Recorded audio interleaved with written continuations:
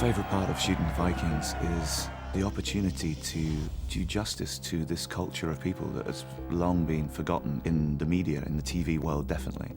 We're celebrating a culture that has been dead for quite some time, and to bring that back to life is something that you don't get to do every day on set. Our show is a combination. Yes, it's an adventure show, but it's also a very smart, intelligent show that explores different worlds, how Vikings lived, their belief system. We have so much history to tell.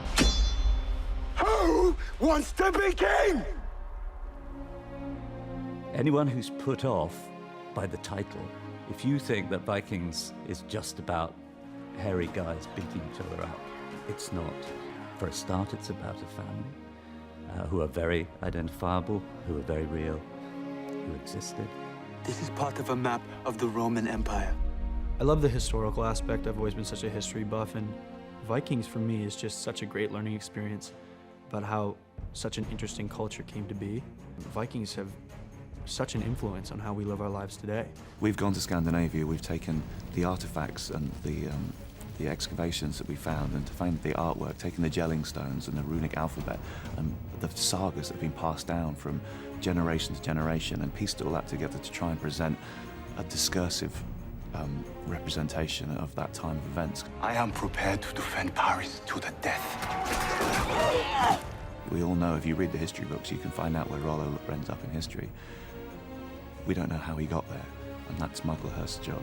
The Vikings had a very profound effect on the culture of many nations around the world.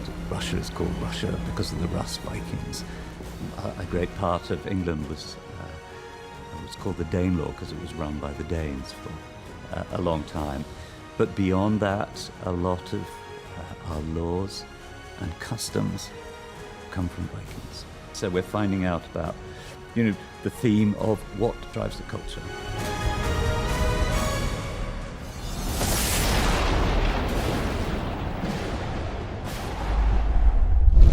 I see that. What do you mean? The consequences of Ragnar's death are not yet played out. You have only seen the beginning of the end. So now prepare yourself for what is to come. What is to come?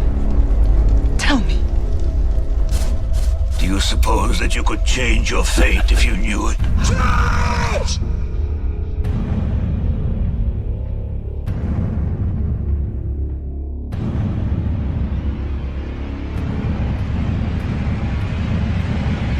We are the wrath of God. I